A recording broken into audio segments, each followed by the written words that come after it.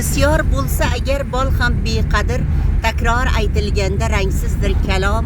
Bu yorug' dunyoda vatan bittadir dunyoda ona degan nom. Onamni sog'inganimda, yuraklarim o'rtanganida bir qo'shiqni xirgoyi qilaman. Bu yo'llarda onajonimni eslab yana xirgoyi qildim. Biz onajonim bilan yaqinda 16 kun Shohmardonda dam oldik azlarim.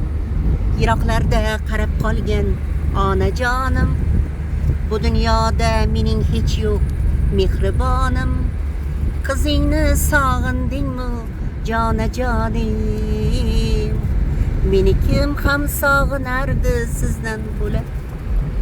Meni hech kim sog'inmadi sizdan bo'lak. Onajonim, ey mehribonim. Onajonim, ey mehribonim.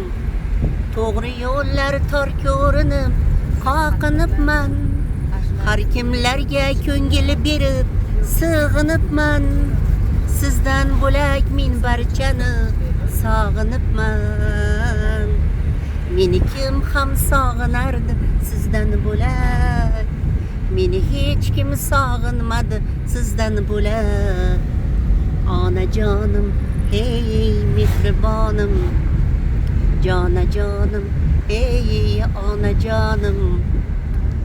Yigit qizlar garchi menga gul tutgandur, ular menmas qo'shiqlarimni kutgandur.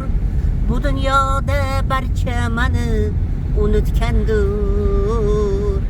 Meni kim ham sog'inardi sizdan bo'lak? Meni hech kim sog'inmadi sizdan bo'lak. Onajonim, ey mehribonim. Onasi borlar murodiga yetib yursin. Kimdir savol berdi, aytgil Muhammad, yolg'iz sen rasulsan butun olamga. Kimga ko'p yaxshilik qilay o'zing ayt, ota onamgami yoki bolamga? Rasul javob berdi, tingla birodar, so'zimni 3 bora quloqqa olg'il.